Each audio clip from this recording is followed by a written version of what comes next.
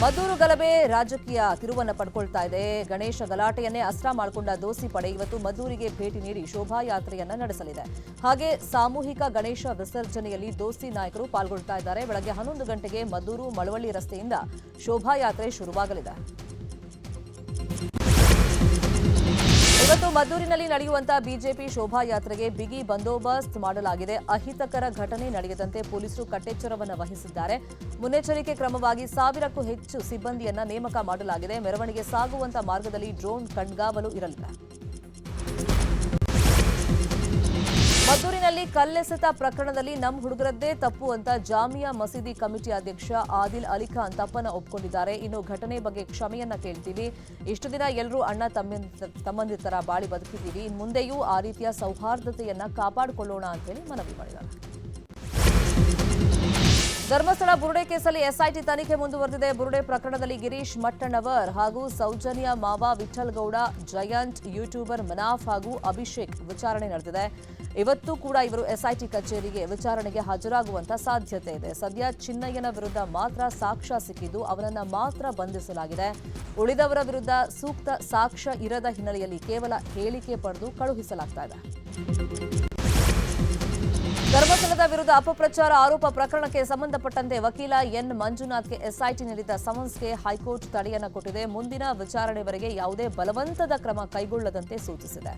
ಸುಜಾತಾ ಭಟ್ ಪರ ವಕೀಲರಾಗಿದ್ದ ಮಂಜುನಾಥ್ ಉತ್ಖನನದ ವೇಳೆ ಅಸ್ಥಿಪಂಜರಗಳ ಸಂಖ್ಯೆ ಪ್ರಕಟಿಸಿದ್ದರಿಂದ ಪ್ರಕರಣ ದಾಖಲಾಗಿತ್ತು. ಶಿವಮೊಗ್ಗ ಜಿಲ್ಲೆ ಭದ್ರಾವತಿಯಲ್ಲಿ ಪಾಕ್ ಪರ ಘೋಷಣೆಯ ಮತ್ತೊಂದು ವಿಡಿಯೋ ವೈರಲ್ ಆಗಿದೆ. ಈದ್ ಮಿಲಾದ್ ಮೆರವಣಿಗೆ ವೇಳೆ ಪಾಕ್ ಪರ ಘೋಷಣೆ ಕೂಗಿದ್ದಾರೆ ಎನ್ನಲಾದಂತಹ ವಿಡಿಯೋ ವೈರಲ್ ಆಗಿದೆ. ಭದ್ರಾವತಿಯ ಸೀಗೆಬಗೆಯ ವೃತ್ತದಲ್ಲಿ ಮೆರವಣಿಗೆ ವೇಳೆ ಕೆಲ ಪುಂಡರು ಪಾಕ್ ಪರ ಘೋಷಣೆ ಕೂಗಿದ್ದಾರೆ ಎನ್ನಲಾಗ್ತಾ ಇದೆ. ಅಕ್ರಮ ಆಸ್ತಿ ಗಳಿಕೆ ಪ್ರಕರಣದಲ್ಲಿ ಕಾಂಗ್ರೆಸ್ ಶಾಸಕ ಸತೀಶ್ ಸೈಲ್ರನ್ನ ಇಡಿ ಬಂಧಿಸಿದೆ. ನಿನ್ನೆಯೇ ಅರೆಸ್ಟ್ ಮಾಡಿರುವಂತಹ ಇಡಿ ರಾತ್ರಿ ಜಡ್ಜ್ ಎದುರು ಹಾಜರುಪಡಿಸಿತ್ತು. ಇನ್ನು ಈ ವೇಳೆ ನ್ಯಾಯಾಧೀಶರು ಇವತ್ತು ಮಧ್ಯಾಹ್ನ 1 ಗಂಟೆವರೆಗೆ ಇಡಿ ಕಸ್ಟಡಿಗೆ ನೀಡಿ ಕೋರ್ಟ್ಗೆ ಹಾಜರುಪಡಿಸುವಂತೆ ಸೂಚಿಸಿದ್ದಾರೆ. ಇನ್ನು ಸೈಲ್ ಮನೆಯಲ್ಲಿ ಇಡಿ ರೇಡ್ ವೇಳೆ ಅಪಾರ ಪ್ರಮಾಣದ ಆಸ್ತಿ ಪತ್ರ, ಚಿನ್ನ ಪತ್ತೆಯಾಗಿತ್ತು. ಅಕ್ರಮ ಆನ್ಲೈನ್ ಬೆಟ್ಟಿಂಗ್ ದಂಧೆ ಆರೋಪದಲ್ಲಿ ಚಿತ್ರದುರ್ಗದ ಕಾಂಗ್ರೆಸ್ ಶಾಸಕ ಕೆಸಿ ವೀರೇಂದ್ರ ಪಪ್ಪಿ ಜೈಲಲ್ಲಿದ್ದಾರೆ. ಇಡಿ ಅಧಿಕಾರಿಗಳು ಚಳ್ಳಕೆರೆಯಲ್ಲಿ ನಡೆಸಿದಂತಹ ದಾಳಿಯಲ್ಲಿ ಬರೋಬ್ಬರಿ 24 ಕೋಟಿ ಮೌಲ್ಯದ ಚಿನ್ನ ಮತ್ತು ಬೆಳ್ಳಿ ಗಟ್ಟಿಗಳನ್ನು ಜಪ್ತಿ ಮಾಡಲಾಗಿತ್ತು.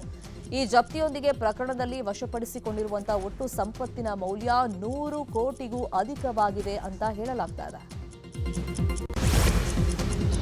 ಮಾಜಿ ಸಚಿವ ವಿನಯ್ ಕುಲಕರ್ಣಿಗೆ 2 ದಿನಗಳ ಮಧ್ಯಂತರ ಬೇಲ್ ಸಿಕ್ಕಿದೆ. ಮಗನ ಆಪರೇಷನ್ ಹಿನ್ನೆಲೆಯಲ್ಲಿ ಮಧ್ಯಂತರ ಜಾಮೀನನ್ನು ನೀಡಲಾಗಿದೆ.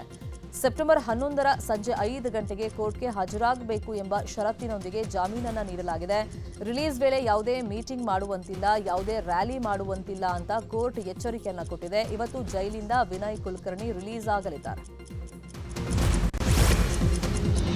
ರೇಣುಕಾಸ್ವಾಮಿ ಕೊಲೆ ಪ್ರಕರಣದಲ್ಲಿ ಜೈಲು ಪಾಲಾಗಿರುವಂತಹ ನಟ ದರ್ಶನ್ಗೆ ಕೊಂಚ ರಿಲೀಫ್ ಸಿಕ್ಕಿದೆ. ಪರಪ್ಪನ ಅಗ್ರಹಾರ ಜೈಲಲ್ಲೇ ಹೆಚ್ಚುವರಿ ಹಾಸಿಗೆ ದಿಂಬನ್ನು ನೀಡೋದಕ್ಕೆ ಕೋರ್ಟ್ ಅನುಮತಿಯನ್ನು ಕೊಟ್ಟಿದೆ.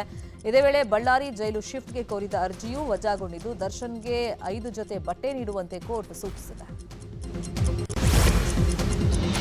ಸಿಎಂ ಸಿದ್ದರಾಮಯ್ಯ ಬೆಂಗಳೂರು ನಗರ ಕಾಂಗ್ರೆಸ್ ಶಾಸಕರ ಸಭೆಯನ್ನ ಕರೆದಿದ್ದಾರೆ. ವಿಧಾನಸೌಧದಲ್ಲಿ ಇವತ್ತು ಸಂಜೆ 4 ಗಂಟೆಗೆ ಸಭೆ ನಡೆಯಲಿದೆ. ಹಾಗೆಯೇ ಸಿಎಂ ಇಲಾಖೆಗಳ ಪ್ರಗತಿ ಪರಿಶೀಲನೆಗೆ ಸಮಯವನ್ನು ನಿಗದಿ ಮಾಡಿದ್ದಾರೆ. ವಿವಿಧ ಇಲಾಖೆಗಳ ಪ್ರಗತಿ ಪರಿಶೀಲನೆಯನ್ನ ಮಾಡಲಿದ್ದಾರೆ. ಸಿಎಂ ಗೃಹ ಕಚೇರಿ ಕೃಷ್ಣದಲ್ಲಿ ಬೆಳಗ್ಗೆ 11 ಗಂಟೆಗೆ ವಸತಿ ಇಲಾಖೆಯ ಸಭೆಯನ್ನ ನಡೆಸಲಿದ್ದಾರೆ. ಬಳಿಕ ಮಧ್ಯಾಹ್ನ 12 ಗಂಟೆಗೆ ಆಹಾರ ನಾಗರಿಕ ಸರಬರಾಜು ಇಲಾಖೆಯ ಸಭೆಯನ್ನ ಕರೆದಿದ್ದಾರೆ.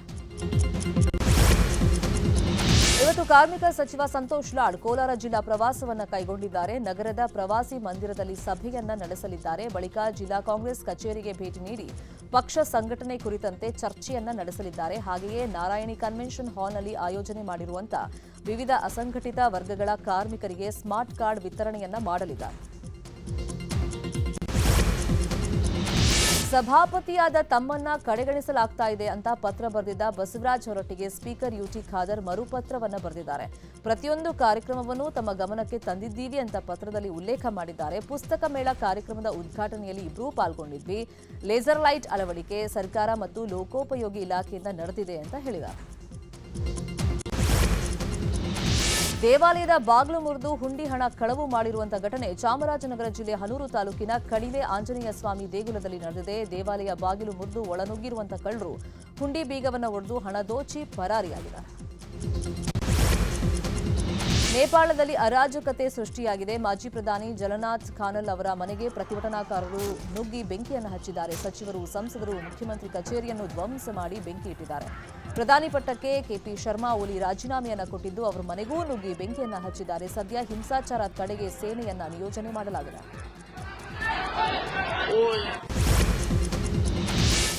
ನೇಪಾಳದಲ್ಲಿ ಅರಾಜಕತೆ ಸೃಷ್ಟಿಯಾಗಿದೆ. ಹಿನ್ನೆಲೆಯಲ್ಲಿ ನೇಪಾಳದಲ್ಲಿ ಸಿಲುಕಿರುವಂತಹ ಕನ್ನಡಿಗರನ್ನ ಸುರಕ್ಷಿತವಾಗಿ ಕರೆತರುವಂತೆ ಸರ್ಕಾರದ ಮುಖ್ಯ ಕಾರ್ಯದರ್ಶಿಗೆ ಸಿಎಂ ಸೂಚನೆಯನ್ನ ಕೊಟ್ಟಿದ್ದಾರೆ. ಕಠ್ಮಂಡು ವಿಮಾನ ನಿಲ್ದಾಣದಲ್ಲಿ 39 ಮಂದಿ ಕನ್ನಡಿಗರು ಸಿಲುಕಿದ್ದು ಅವರನ್ನ ರಕ್ಷಣೆ ಮಾಡುವಂತೆ ಸಿಎಸ್ ಅಧಿಕಾರಿಗಳಿಗೆ ಸೂಚನೆಯನ್ನ ಕೊಟ್ಟಿದ್ದಾರೆ.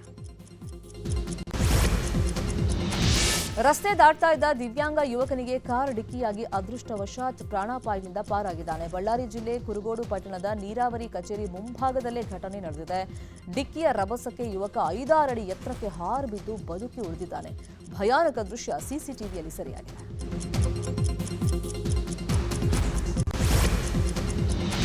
ಚಿಕ್ಕಬಳ್ಳಾಪುರ ಜಿಲ್ಲಾ ಕಾರಾಗೃಹದಲ್ಲಿ ಜೈಲು ಅಧಿಕಾರಿಗಳ ಮೇಲೇನೆ ಕೈದಿಗಳಿಂದ ಹಲ್ಲೆ ಆರೋಪ ಕೇಳಿಬಂದಿದೆ. ಸಹಾಯಕ ಜೈಲು ಅಧಿಕಾರಿ ಮಲ್ಲಿಕಾರ್ಜುನ ಮೇಲೆ ಕುಖ್ಯಾತ ರೌಡಿ ಶೀಟರ್ ಬಾಂಬೆ ಸಲೀಂ ಹಾಗೂ ಸಹಚರರು ಹಲ್ಲೆ ಮಾಡಿದ್ದಾರೆ ಅಂತ ಆರೋಪ ಮಾಡಲಾಗಿದೆ. ಹೀಗಾಗಿ ಜೈಲಿಗೆ ಕಾರಾಗೃಹ ಇಲಾಖೆ ಡಿಐಜಿ ಭೇಟಿ ಕೊಟ್ಟು ಪರಿಶೀಲನೆಯನ್ನ ಮಾಡಿದ್ದಾರೆ. ತುಮಕೂರು ನಗರದ ಗುಬ್ಬಿಗೇಟ್ನಲ್ಲಿ ಅನುಮತಿ ಪಡೆಯದೆ ಹಿಂದೂ ಮಹಾಗಣಪತಿ ಮಹಾದ್ವಾರವನ್ನು ನಿರ್ಮಾಣ ಮಾಡಲಾಗಿತ್ತು. ಹೀಗಾಗಿ ಮಹಾದ್ವಾರವನ್ನು ಮಹಾನಗರ ಪಾಲಿಕೆ ತೆರವುಗೊಳಿಸಿದೆ. ಪೊಲೀಸ್ ಬಂದೋಬಸ್ತ್ನೊಂದಿಗೆ ತೆರವು ಮಾಡಲಾಗಿದೆ. ಏಕಾಏಕಿ ಮಹಾದ್ವಾರವನ್ನು ತೆರವು ಮಾಡಿದ್ದಕ್ಕೆ ಹಿಂದೂ ಸಂಘಟನೆಗಳು ಖಂಡನೆಯನ್ನ ವ್ಯಕ್ತಪಡಿಸಿವೆ. ಗ್ರೇಟರ್ ಬೆಂಗಳೂರು ಪ್ರಾಧಿಕಾರದ ಕೇಂದ್ರ ಪಾಲಿಕೆ ಹೊಸ ಪ್ರಯೋಗಕ್ಕೆ ಮುಂದಾಗಿದೆ. ಕಮರ್ಷಿಯಲ್ ಕಟ್ಟಡಗಳಿಗೆ ಜಿಬಿಎ ಹೊಸ ಜವಾಬ್ದಾರಿ ಕೊಟ್ಟಿದೆ. ತಮ್ಮ ಕಟ್ಟಡದ ಮುಂದಿನ ಪಾದಾಚಾರಿ ಮಾರ್ಗದ ಜವಾಬ್ದಾರಿ ಕಟ್ಟಡದ ಮಾಲೀಕರಿಗೆ ಕೊಟ್ಟಿದೆ. ಪಾದಾಚಾರಿ ಮಾರ್ಗದಲ್ಲಿ ಸಸಿಗಳನ್ನು ಪೋಷಿಸುವುದು ಪ್ರಾಯೋಗಿಕವಾಗಿ ಇದು ಇಂದಿರಾನಗರದಲ್ಲಿ ಜಾರಿಯಾಗಿದೆ. ಪರಿಶಿಷ್ಟ ಜಾತಿಗೆ ಸೇರಿದ ಬಾಲಕಿಯನ್ನ ಅಪಹರಿಸಿ ಅತ್ಯಾಚಾರ ಎಸಗಿದ್ದ ಹನುಮಂತ ಕುಂಬಾರ ಎಂಬಾತನಿಗೆ ಕೋರ್ಟ್ 20 ವರ್ಷ ಜೈಲು ಶಿಕ್ಷೆಯನ್ನ ವಿಧಿಸಿದೆ. 2023ರ ಮೇ 10ರಂದು ಕೊಪ್ಪಳ ಜಿಲ್ಲೆ ಕುಷ್ಟಗಿ ತಾಲೂಕಿನ ಪರಮನಹಟ್ಟಿಯ ಹನುಮಂತ ಕುಂಬಾರ ಅತ್ಯಾಚಾರವನ್ನು ಎಸಗಿದ್ದ. ಈ ಬಗ್ಗೆ ದೂರು ದಾಖಲಾಗಿತ್ತು. ಈಗ ಕೊಪ್ಪಳ ಕೋರ್ಟ್ ದಂಡ ಸಹಿತ 20 ವರ್ಷಗಳ ಜೈಲು ಶಿಕ್ಷೆ ವಿಧಿಸಿ ತೀರ್ಪನ್ನು ಕೊಟ್ಟಿದೆ. ಭಾರತದ 15ನೇ ಉಪರಾಷ್ಟ್ರಪತಿಯಾಗಿ ಎನ್ಡಿಎ ಅಭ್ಯರ್ಥಿ ಸಿಪಿ ರಾಧಾಕೃಷ್ಣನ್ ಚುನಾಯಿತರಾಗಿದ್ದಾರೆ. ವಿರೋಧ ಪಕ್ಷದ ಅಭ್ಯರ್ಥಿ ಬಿ ಸುದರ್ಶನ್ ರೆಡ್ಡಿ ವಿರುದ್ಧ ರಾಧಾಕೃಷ್ಣನ್ ಒಟ್ಟು 452 ಮತಗಳನ್ನು ಪಡೆದಿದ್ದಾರೆ. ಮಹಾರಾಷ್ಟ್ರ ರಾಜ್ಯಪಾಲರಾಗಿರುವಂತಹ ಸಿಪಿ ರಾಧಾಕೃಷ್ಣನ್ ಆಯ್ಕೆ ಮೂಲಕ ಬಿಜೆಪಿ ನೇತೃತ್ವದ ಎನ್ಡಿಎಗೆ ನಿರ್ಣಾಯಕ ಗೆಲುವು ಸಿಕ್ಕಿದೆ. ಅಮೆರಿಕ ಅಧ್ಯಕ್ಷ ಡೊನಾಲ್ಡ್ ಟ್ರಂಪ್ ಭಾರತದ ಮೇಲೆ ಶೇಕಡಾ 50ರಷ್ಟು ಸುಂಕವನ್ನು ವಿಧಿಸಿದ್ದಾರೆ. ಇದರಿಂದ ಎರಡೂ ದೇಶಗಳ ನಡುವಿನ ಸಂಬಂಧ ಸದ್ಯಕ್ಕೆ ಹಳಸಿದೆ. ಇದರಿಂದ ಎಚ್ಚೆತ್ತಂತ ಟ್ರಂಪ್ ಮುಂಬರುವಂತಹ ದಿನಗಳಲ್ಲಿ ನನ್ನ ಆತ್ಮೀಯ ಸ್ನೇಹಿತ ಪ್ರಧಾನಿ ಮೋದಿ ಜೊತೆ ಮಾತನಾಡೋಕೆ ನಾನು ಎದುರು ನೋಡ್ತಾ ಇದ್ದೀನಿ ಅಂತ ಟ್ವೀಟ್ ಮಾಡಿದ್ದಾರೆ.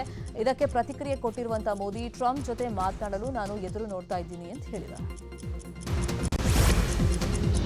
17ನೇ ಆವೃತ್ತಿಯ ಏಷ್ಯಾ ಕಪ್ ಕ್ರಿಕೆಟ್ ಪಂದ್ಯಾವಳಿ ಆರಂಭವಾಗಿದ್ದು ಇವತ್ತು ಆತಿಥೇಯ ಯುಎಇ ವಿರುದ್ಧ ಭಾರತ ತನ್ನ ಮೊದಲ ಪಂದ್ಯವನ್ನ ಆಡಲಿದೆ.